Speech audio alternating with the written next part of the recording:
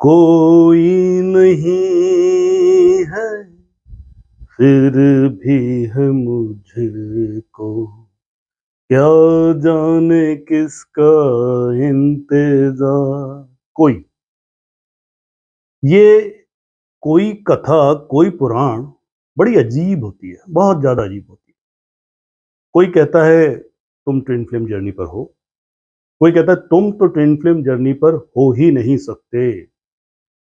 कोई कहता है कि ये जो ट्विन फ्लेम्स हैं ये ऊपर से आते हैं, हाँ? कोई कहता है कि ये नीचे से उगते हैं। कोई कहता है कि ये केवल इतने हैं नंबर में, 1,44,000, 32,000 वगैरह वगैरह।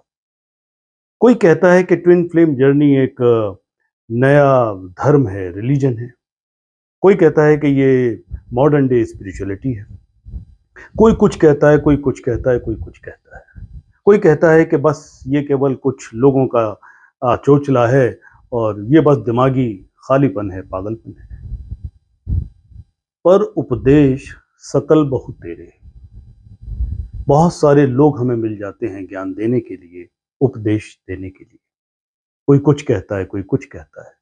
कोई कहता है अगर हम ना भी चाहें, किसी से राय ना भी लें तो भी ऐसे बहुत सारे कोई हैं जो हमें राय देते हैं, उपदेश देते हैं। वो कहते हैं खाली पेट ये खा लो। कोई दूसरा कहता है अच्छा ये वाली बात है तो खाली पेट आप ये खा लो। कोई कहता है नहीं खाली पेट वो खा लो।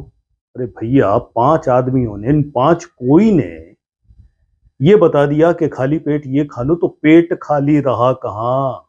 हाँ? आखिर ये कोई आते कहाँ से हैं?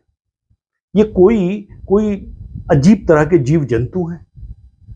मैं आपको बताता हूँ, बड़ी रोचक सी बात बताता हूँ कि मैं जब इलाहाबाद में प्रयागराज, मॉडर्न डे प्रयागराज वहाँ था, तो वहाँ देखेंगे कि आप हर कोई नेता है, हर कोई नेता बनता है। हर कोई जिसे कहना चाहिए कि गुरु है वहाँ पर। हर कोई एमएलए तक अपनी जान पहचान रखता है। हर कोई आपको सीएम से मिलवा सकता है। वहाँ के कोई भी बड़े अजीब और बड़े ही अलग किस्म के हैं। किसी से कोई राय माँगो, किसी से कोई बात पूछ लो, तो वो स्वयं ही उस बात के जानकार, डॉक्टर, वकील, ठेकेदार सब बन जाते हैं। ये कोई कथा पुराण वाले आखिर हैं कौन? कितने जानकार हैं, कितने एक्सपर्ट हैं, कितने क्या हैं? और हम इन कोई से कैसे बचें? कोई कैसे हमारी कार्मिक जर्नी में, कार्मिक यात्रा में कील कांटों की करामात कैसे कर जाता है, हमें कभी पता भी नहीं चलता। और हम इस कोई पे कहीं ना कहीं डिपेंडेंट से हो जाते हैं। अभी आपको मैं एक बात बताऊंगा कि जैसे ट्विन फ्लेम जर्नी में चलने वाले लोग हैं, तो कोई कहता है कि भाई जो ट्विन फ्लेम जर्नी पर हैं वही इनर वर्क करें, बाकी के लिए नहीं है। कोई कहता है कि नहीं, और कोई तो कर ही नहीं सकता, सिर्फ ट्विन फ्लेम जर्नी में भी वो लोग जो सेपरेशन में, पेन में वो हैं, वही इनर वर्क करें। बड़ी अजीब बात है। मेरे एक शिष्य हैं, बड़े क्लोज परम शिष्य, और विद्यार्थी भी हैं और कोच भी हैं।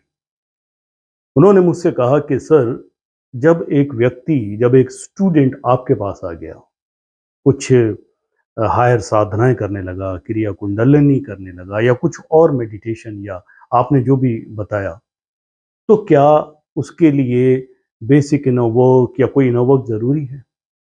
हाँ जरूरी है, मैंने उनसे यही कहा, बिल्कुल जरूरी है। क्यों नहीं जरूरी है?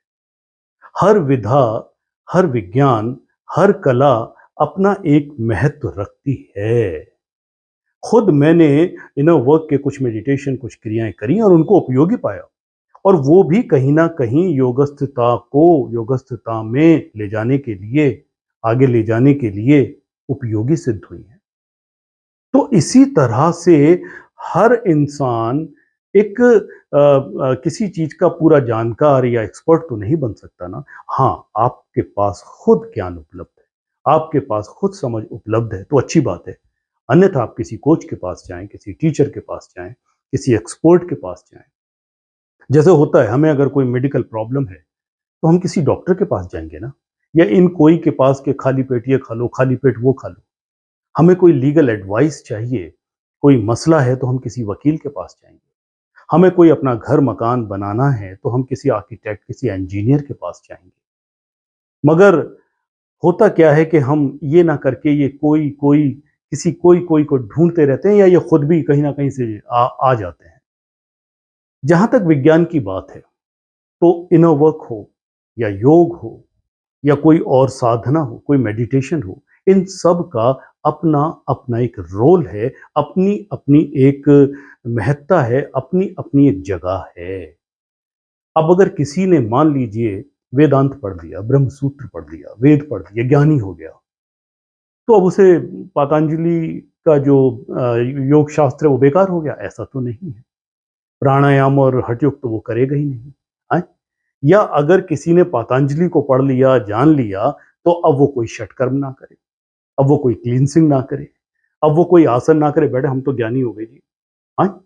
या कोई योग के रास्ते पर आ गया, हमारे ही पास आ गया, हमने उसे योग सिखा दिया, तो अब वो गार्डन में वॉक करने ना जाए, साइकिलिंग ना करे, स्विमिंग ना करे, हाँ? कोई और काम करे ही ना। अरे हर विधा की, हर विज्ञान की उपयोगिता को ध्यान में रखते हुए हमें उसे अपनाना चाहिए। तो यही बात इनर वर्क पे भी लागू होती है। अभी एक और बड़ी विचित्र बात मेरे सामने आई। मैं अपनी एक स्टूडेंट कोच हैं, उनका वीडियो देख रहा था। उस वीडियो में उनके किसी स्टूडेंट ने उनसे पूछा कि हमको एंजेलिक नंबर दिखते हैं, कई सालों से दिखते हैं, एंजेलिक नंबर होते हैं, पर कुछ हो नहीं रहा है। कुछ पता नहीं क्या वो एक्सपेक्ट कर रहे हैं, क्या होना चाहिए और कैसे होना चाहिए। तो उन्होंने बड़ा खूबसूरत जवाब दिया, उन कोच ने, हमारी स्टूडेंट भी हैं वो, कि भाई एंजेलिक नंबर दिख रहे हैं, कोई इशारा हो रहा है, कोई एक्शन तो करो।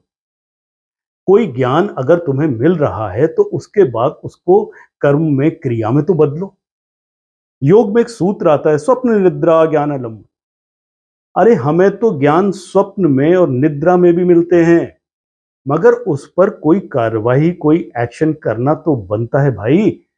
कि नहीं, कोई कहता है ये तो ऐसे ही दिखते हैं, कोई कहता है कि इनका मतलब होता है, कोई कहता है कि इनके चक्कर में नहीं पड़ना चाहिए, कोई कहता है कि नहीं, इसका अगर बड़ा गहरा संबंध है आपके साथ। हम कोई को ढूंढने लगते हैं। मेरे पास एक बड़े ही विचित्र प्राणी आए, और वो भी इसी तरह की दुर्लभ स्थिति से परेशान थे। वो कहते कि मुझे हनुमान जी दिख रहे हैं बहुत महीनों से, साल भर हो गया लगभग, और वो आकर के सपने में मुझे गदा मार रहे हैं। कहा गधा मार रहे हैं? हाँ। और बोले सर मैं समझ भी गया कि वो ये कह रहे हैं कि क्योंकि मेरा स्वास्थ्य ठीक नहीं रहता, मैं थोड़ा सा डिप्रेशन में रहता हूँ, और नींद भी आती रहती है, शरीर में आलस्य रहता है, बड़ा अजीब अजीब सा फील होता रहता है, मन उदास होता है। तो मैंने कहा ठीक है, अच्छी बात है, वो गदा मार के वो कह क्या रहे हैं? बोले मुझे कोई बता रहा था कि वो गदा मार के ये कह रहे हैं कि तू जिम जाया कर। तो मैंने कहा चले जाओ। कोई कहता है कि नहीं सर वो तू बादाम खाया कर सुबह उठकर, तो मैंने फिर बादाम खाने भी शुरू कर दिए ताकि दिमाग दुरुस्त रहे, नींद अच्छी है। फिर कोई बता रहा था कि नहीं, उनके गदा मारने का मतलब ये है कि तू जो है ना थोड़ा सा सुबह उठ करके जल्दी नहा लिया कर। मैंने कहा अच्छा आपकी दिनचर्या क्या है, आप क्यों डिप्रेस, उदास और इस तरह से रहते हैं? शराब वगैरह पीते हैं? बोले हाँ सर, वो तो शाम को पटियाला 2-3 पैक तो मुझे चाहिए ही चाहिए। मैंने कहा ओके। और सिगरेट वगैरह? हाँ, ऑफिस में है तो सिगरेट हो जाती है, 5-7 बार तो हो ही जाती है। और मैंने कहा पानी वानी भी पीते हैं भरपूर? ठीक है। बोले हाँ पानी पीते तो हैं, पर ये है कि ज़्यादातर चाय चल जाती है, तो कोई कह रहा था कि इससे भी काम चल जाता है, चाय में पानी तो होता ही। तो मैंने कहा कि मुझे ये लगता है कि हनुमान जी गदा इसलिए मार रहे हैं कि शराब छोड़, सिगरेट छोड़, चाय कम कर, सिगरेट कम कर, हाँ? या गदा इसीलिए मार रहे हैं कि बस सुबह उठ के जिम चला जाए और ये काम भी करता रहे? बोले नहीं सर, कोई कह रहा था कि इससे कोई ज्यादा फर्क नहीं पड़ता, सपने में कई बार ऐसे भी गदा पड़ जाती है। हम खुद ब खुद अपने आप को धोखा देते रहते हैं।